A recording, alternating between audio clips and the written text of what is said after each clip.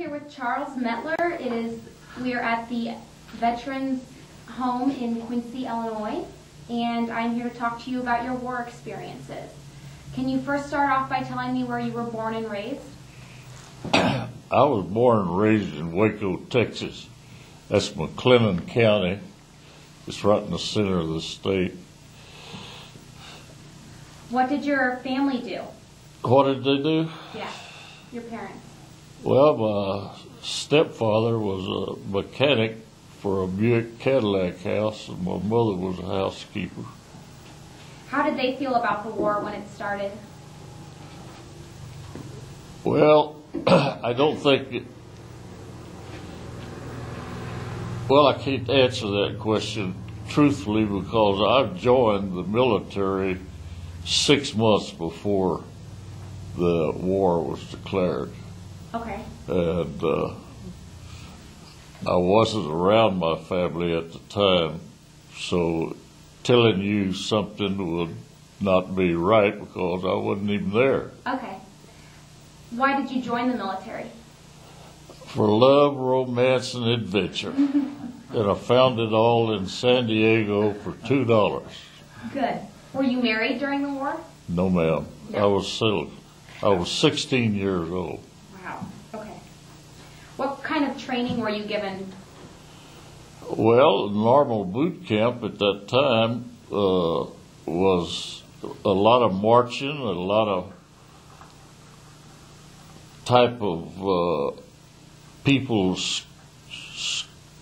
talking to you, telling you how no good you were, and if you pulled any kind of a mistake, they put a bucket on your head and you walked around saying that you were a shithead and things of that nature.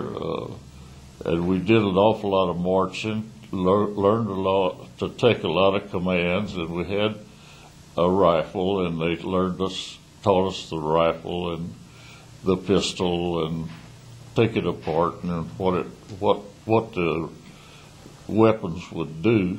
And you must remember this, that the materials that they issued me before the war was started was materials that was left over from World War I. And we had that old pot hat that had the little rim around the edge, to keep the rain off your ears. Mm-hmm. And we didn't have the modern, that type of day of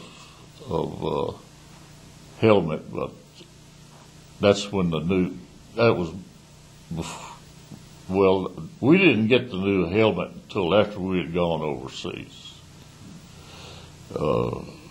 But we had training on the bayonet range and on the rifle range and pistol range, just the different types of, getting you familiar with your weapons and what they can do and what you can do with them and that type of equipment.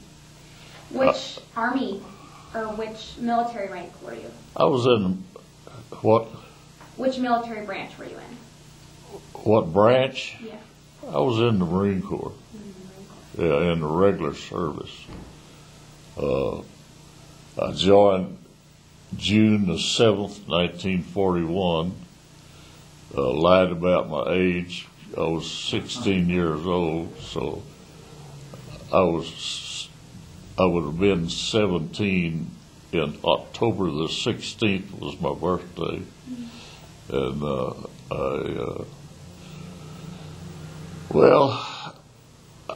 I had a lot of friends that I ran around with at that time. We kind of had a neighborhood group that kind of hung out with each other, and they started peeling off by ones and twos, joining the Navy. And finally one of them or two of them came home, and we saw them strutting around in their Navy uniform, and we thought, boy, that's the hot stuff. At least they paid you $21 a month to wear that uniform. So I get the bright idea that later on that if I were to go down to the recruiting stations and find the Navy recruiting station, at that time it was in the post office. And I went into the building up on the second floor, and I couldn't find my way towards the Navy. I knew it was back in the back of the post office there somewhere, but I didn't know exactly where. And I stuck my head in the Marine Corps recruiting office, and I asked the guy where the naval recruiting office was, and he says, why don't you step in here for a minute? So he was all dressed up in his beautiful blue uniform, and I just stepped in there, and he started talking to me, and first thing you know, I said yes, and he gave me some papers to take home to let my mother sign. And that was June the 7th of 1941.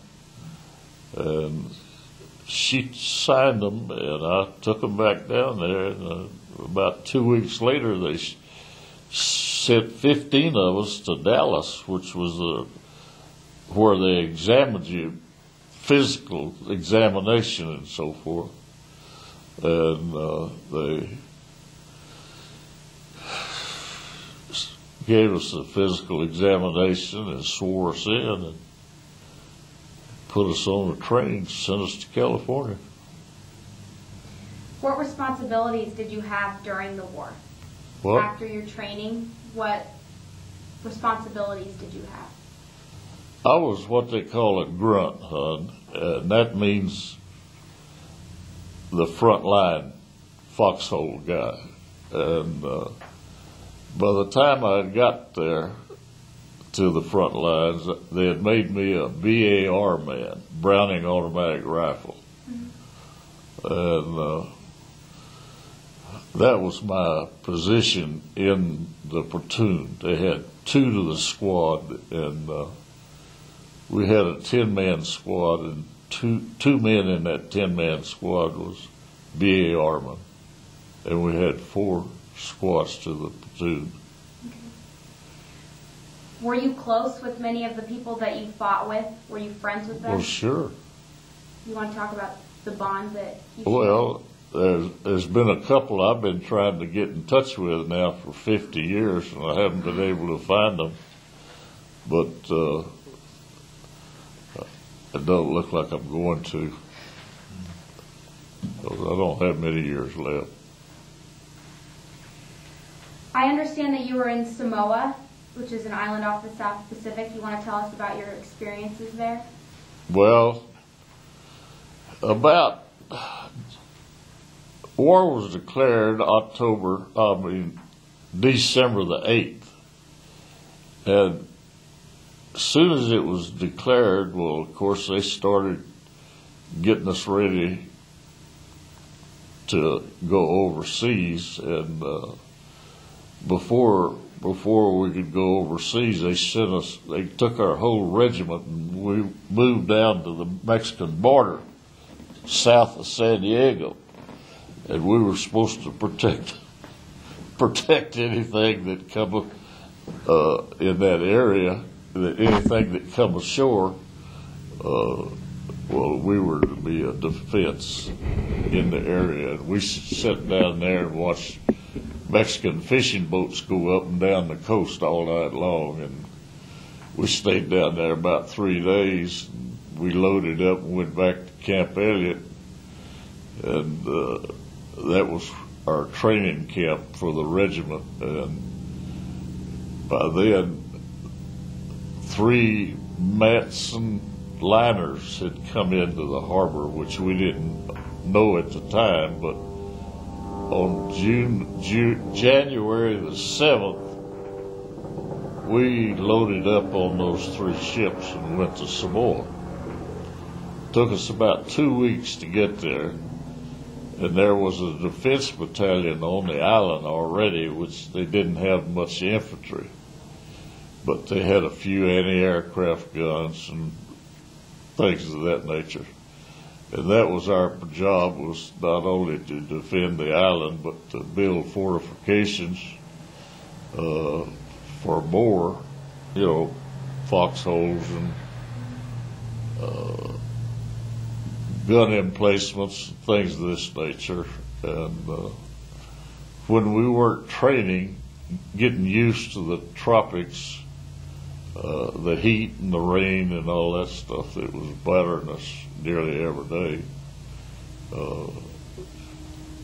We would be called by platoons and companies to go down to the Pago Harbor and unload ships and take that food back to wherever they wanted to build a cache, and we carried enough cache up the mountains to last 90 days in case we had an invasion. And that was the main duties that we performed. Pango they called it, was a deep water harbor that had a Navy listening radio station on it. They listened to the Japanese talk in the naval end of the business. But our main objective was just to protect the island and build fortifications and train jungle warfare. That's the main thing. Did you have any invasions on the island? No, but a submarine surfaced on one side of the island one time and fired 17 shells from their deck gun trying to hit that radio station, and that kind of caused a little bit of excitement. Do you want to tell me about your battle at Guadalcanal? Well, we left Samoa about the 27th or 28th of October, and I was in what they call the 2nd Marine Division, and they called on us because we were been in the tropics for about 8 or 9 months and was pretty used to the heat and all that, and so we loaded up about the 27th or 8th of October on a ship called the Hunter Leggett, and took us about a week and a half, pretty close, well, yeah, a little over a week to go get to the Guadalcanal. And when we got about halfway there, we run into the tail end of a typhoon. And it was so rough that the ship would ride the waves, and every time the nose of the ship went down, they called it the bow of the ship, well, the screw come out of the water. That was the propellers on the rear end that moved the boat. And when it went back down into the water, it gave a big jolt. It just jolted everything on the ship. So that day and a half, there wasn't much sleeping because about the time you drop off, well, you got a big jolt, got woke up again. So, but anyhow, we landed there on November the 4th of 42, and we got greeted by what they call Pistol Pete. It was a lone cannon that was in a mountain cave up in the mountains. They told us that's where it was, in other words. And they were shooting a welcoming shots at us to, I guess, get us disturbed and excited. But anyhow, we landed in a coconut plantations, which all coconut trees, and then a lot of grass, brush. And we sat there for about 2 or 3 days, and then they told us to go to the front, and that's where they led us. We were about 5 miles from the front lines at that time. And we we marched there, and it was a place called the Mettler River, which had been fought over quite a bit before we got there. But it was a good place for defense, and also a good place to kick off a push if you had to make one. So as soon as we got up there and got settled in our foxhole, we had to dig them, and we had to dig in coral. I don't know if you're familiar with digging in coral or not, but it's like digging through this cement. It's pretty hard to get through. And we stayed there for a few days. Then they called on us to go relieve another organization that was about 1.5 miles in front of us. When we got up there, we walked up there during the dark, and we walked through a real thick piece of jungle, and we got introduced to a lot of body decay and stench and flies. Man, flies were everywhere. I'm telling you, all you had to do is open your mouth, and you got a full bite of them, because it'd be all over you. And we got up to where this company was about breakfast, I guess you might say, because somebody had brought some hot food for the people that were up there, and there was we were in single file walking up the trail, and there was a box of number 2 can of not condensed milk, but evaporative milk was sitting there on the side of the trail. And as I passed that thing, I reached out and got one, stuck it in my pocket. Well, they sent us over into a little valley, and about the minute we got into the valley, they started dropping mortar shells on us, and snipers were working us over pretty good. And of course, we didn't have any foxholes to get into. We was just out on the bare ground, a lot of trees around, and we lost 11 men that day. And we did dig in finally in the afternoon. Had to stay the night there. Well, we sent out patrols to find out where the Japanese were. And things got a little quiet about dark. Then they started infiltrating through our lines, trying to get behind us. And that was one of their favorite tricks, was to try to get behind you. And then when you're working in the front, well, then they're doing their duty in behind you, coming behind you and getting you. But they wore tennis shoes, and the big toe and the second toe was separated like that, and the tennis shoe was made like that also, that they could climb a rope or a tree or anything and use that grip to get. And it was very silent when they were walking in the brush and the rocks and things. You couldn't hear them. And they'd try to sneak up on you at night and catch you asleep, stick a bayonet in you, or you'd drop a hand grenade on you. And we had to put up with that all night. So we stayed there the next day, and they dropped another mortar barrage on top of us. And the next day we lost 12 men. So then all of a sudden they decided to take us back to where we started, back to the Mettler River. And we thought that was kind of odd, but when we got back there, we learned that there was 20,000 troops was coming to the island to land on a place I'll call Cape Espence, which is the opposite end of the island where what we were on. It was a few miles from where we were.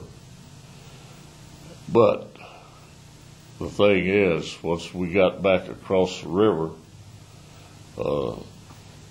we got on a bluff overlooking the river. Is about, I'd say, anywhere from maybe 75 to 100 feet higher than the river was. You had a pretty good view of looking off about 5 or 6, 7 miles up the island. And so we made that our front lines at that time, and during the night, that was November the 12th or 13th. During the night, all of a sudden, about the middle of the night, about 2 o'clock in the morning, somewhere in there, it was wake up time anyhow.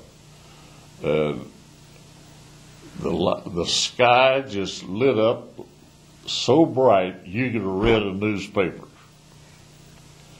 And then they had this sea battle they called the Battle of Guadalcanal. And that's where we sunk quite a few of their ships.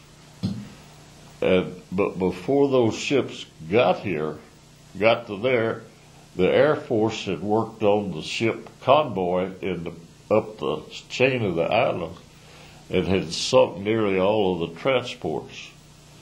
Well, I'm going to guess that there was maybe about 10 or 12 transports of troops coming. And the next morning after that battle right there in what they call Iron Bottom Bay, there were still American ships and Japanese ships that had wounded themselves or been wounded and were still kind of sitting out there, and they were shooting at each other, but they were engines in there had been knocked out and they couldn't move. And when we got bright enough to see the whole part of the country, there was 4 transports of Japanese had beached in front of us there about 5 miles, where the island kind of curved and we could see them. And man, I'm telling you, my heart went down in my shoes when I saw that, because I knew they had 4,000 or 5,000 people got off of those boats. And then our Air Force and artillery got working on them and kind of disrupted their operations, blowing them up, and damaging all of the supplies and things that they had got off the ship.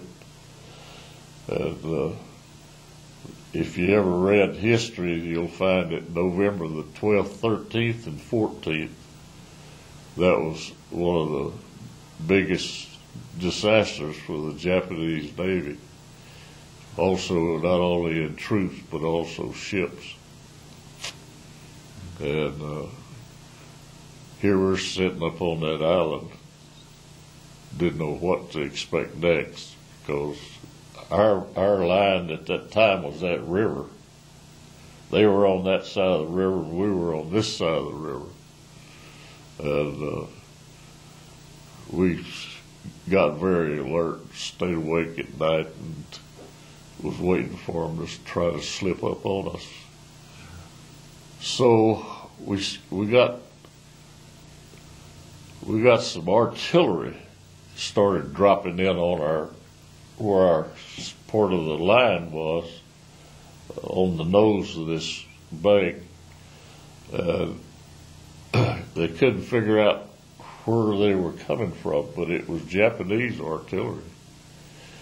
And we knew that they had a spotter where he could see us and call the shots wherever they wanted to fire that artillery. So they organized a 50-man patrol, and they all carried automatic weapons. And they went up this Mount Austin, which, if you read about Guadalcanal, Mount Austin was the tallest mountain on the island. And the Japanese had that under their command. And our 50-man patrol was to go up and see what kind of emplacements, how many men and so forth, find out what was up there and see if they could see the forward observer that was calling in the artillery and all that mess. And when they got up there, they got into a bunch of Japanese snipers, and they killed a man. And then they came back down and reported to the commanding officer what they had seen and found. But they didn't retrieve that body, and they didn't get his dog tags. So 2 days later, the lieutenant comes out and says, you volunteer for a patrol. And I just happened to be standing in the wrong place. And I got chosen because I had an automatic weapon. So about 3 o'clock in the morning of the day we went up that hill, we started out. We had five old heads in the company, and we had 5 replacements, plus a corporal was the leader. And we go up this hill. We get up there and we find the body, and we get the dog tags off of him. And of course the body's covered with flies and bloated and just looked horrible. So, and he stunk. So just as we got the dog tags off the guy's neck, the sniper started working us over. And I, being the one that had the automatic weapon, was the choice. The corporal and myself would have been the choice of the snipers. Of course, I got shot. The bullet went in my jaw right here. Came out of my chin, and it went into my shoulder. And it took 44 stitches to close this hole up right here. And when I got through with that, well, when that happened, I went over to the corporal and I asked him how bad it was, and he didn't say anything. He just reached in his pocket and got a little, what do they call it, syringes or syringes or something of that nature. They're about that long, and they got a needle on it, and you pull that needle off and you stick it in, and you twist it or you mash it, and that's the morphine that comes into you. And I sat there for a few minutes. And some of the pain went away. And I wasn't going to go back down that trail because I figured they had that thing zeroed in. And anybody that was on that trail was going to get their butt shot off. So I went down and I ran down across an open field. It was just no trees or anything, just grass, about knee-high grass. And I ran down that hill. And when I got to the bottom of that hill, I had diarrhea to begin with. And when I got hung up, in a vine that they called a lina vine that was hanging down out of this tree. And I got hung up there. I couldn't get out. And the flies was just about to carry me off. So one of the guys saw me run down that hill, and I guess that was his avenue of escape too. So he came by, and I hollered at him, and he help me cut me out of those damn vines. Well, by that time, I had my shoes was full of carrots and peas and little pieces of square of meat, and I didn't smell very good, and had flies all over me. So I came to a little stream. It was about 3 foot wide, and I found a pot in it that had ankle deep water, and I just sat down in that darn water, and I washed the flies and all that big stuff off of me.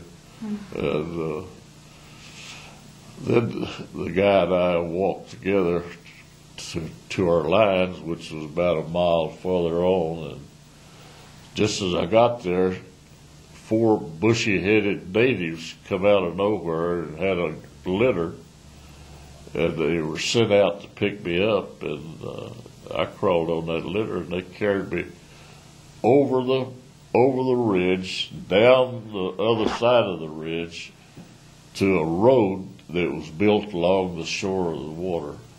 And it wasn't a road that was built, it was just as many vehicles had gone up and down that place that it just kind of like an old country rut road. And there was a Jeep sitting there, and it had places to lay the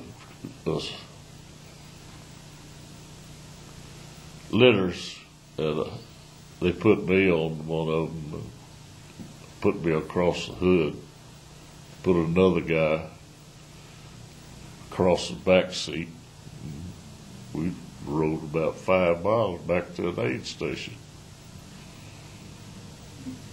By that time, they had stripped me naked, took all my clothes off of me because they weren't very pleasant. And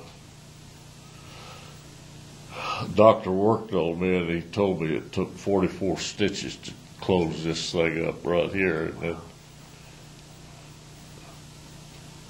I had a lot of shrapnel over here in this shoulder. Some of it went under my arm. I've got some of it still there back in this area. And they covered me with what they call sulfonylamide. Y'all don't know about that because that was our wonder drug at that time. That was before penicillin. And it was pretty good, but it was grainy like cornmeal. And it's kind of like sleeping in a bed of crackers. But then they stuffed me into a little shelter that they'd made a bank of sand, and then across it they'd laid some coconut logs, and then they'd pile sand on top of it. And during the night, we had it was either a cruiser or a battleship had come in, a Japanese battleship. And we were right by the Henderson Field, which was the airport. And that was the main, when they shelled us, that's the main place they shelled, because they wanted to take that airfield out of our hands. And they usually tried to destroy the runaway and things of this nature. Every once in a while, when them shells would fall short, and they'd fall close to this little dugout where I was. And by then, I got a load of sand coming through those logs up there, and so when the next morning about 6 o'clock, which was, I got shot on the 24th of November, and 2 days later, that morning at about 6 o'clock in the morning, they loaded me and 14 other guys on a C-47, and flew us to Ufati, which is an island where they had a naval mobile air hospital. And I stayed there for 30 days. And then they discovered that my jaw was broken in two places right here. And but they decided not to break my jaw and reset it because I didn't have too bad of an overbite. And the last few days I was there, they had me in command of an ice cream machine. And that was my duty, was to make ice cream for the hospital. And I guess I ate more than I made, so I really filled up on it. We didn't have anything like that on the islands, even Samoa. Samoa, we got 2 cans of beer a day. And it was all, and that was GI issue beer now. But on the first day, January the 1st, 43, they put me on the hospital ship Solus, and I went to New Zealand, Wellington, New Zealand. And I stayed in a hospital there called Silver Springs. And they fed us a lot of mutton, and a lot of butter, and a lot of milk, and a lot of good food. And that's something we hadn't had because we were eating a lot of the World War I rations that they had stored. A little old can about that big around, about that tall. You had to zip it off. Or either if they didn't have the little band around it, you had to cut it out with a knife. Like Spam? Is that what they call it? Well, I never ate much of the Spam. They tell me a lot of people did, but I didn't. I always ate what they gave me, and that was those old rations. And it was usually a hash or something of that nature. Every once in a while, you'd find one that had a 4-pack of cigarettes, four cigarettes in a package, and some matches, and some sweet hard candy, and just a bunch of junk. And then we get a hot meal every once in a while, but it wasn't anything regular. Well, we thank you for your service, and would you like to add anything? Well, that was my military experience. As I told one man, he asked me about the flies, and I said, yeah, we had a lot of flies. I cut a hole in the seat of my pants to get them away from my face. But I've never heard that one before. well, your clothes weren't very neat and clean, and jerked full of holes and things of that nature. Shoes were wore out, socks were wore out. In fact, my socks would always end up down around my toes when you go through water. Yeah. But that's basically my experiences with the front line. We had a lot of fun in Samoa, and that when we would work on the ships, unloading them, we would also have a designation of a man to ride shotgun on that truck. And if they went by our camping area where we were, well, he'd throw off a crate of raisins or a couple of cases of beer, whatever they were hauling, and sugar or anything that would be edible. When we got off from work, unload the ship, we'd go back and gather it up. And we'd either drink the beer hot, or either, if it was raisins, we'd make raisin jack, in an old GI can. We scrubbed one out, put some water in it, and a loaf of bread, and about 5 pounds of sugar, and about 10 to 20 pounds of raisins in there, and make raisin jack. Have a little party. But that was mainly our. When I was on Samoa again, I got, they volunteered you a lot. They'd say you just volunteered to go up on this mountain and be a listening post.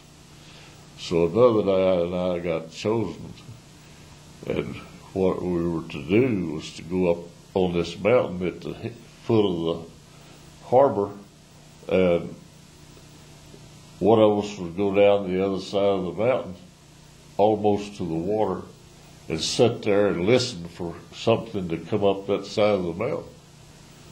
And he had it one night, and I had it another night, and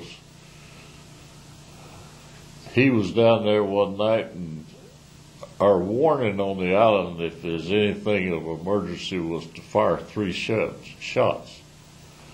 And some guy over in a little village fired three shots. Well, that alarmed everybody that was awake, and if you were asleep, you got woke up, and you had a place to run and go for defense. So the other kid was down on the listening post, and I had the duty of running up the ridge of the mountain and sit there and wait for anybody that come down that trail. I was to stop them one way or the other. It didn't matter how I stopped them, but I was to stop them. And I'd say about 30 minutes into it, I heard this guy coming from behind me, and he hollered, Charlie, where are you? I said, here I am. He said, well, called it off. Said, found out what had happened. So the guy was laying there asleep. The wild pig rooted him and woke him up, scared him, and he shot the thing 3 times, and that was the alarm. And but that was just. But we had a lot of Japanese trying to infiltrate through our lines at night.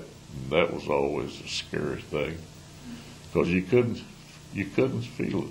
You could smell them, but you couldn't hear them till they got right up close to you. And then that's about it as far as my experiences are concerned. Thank you so much for letting us do the interview, and we thank you for your service. Okay, thank you.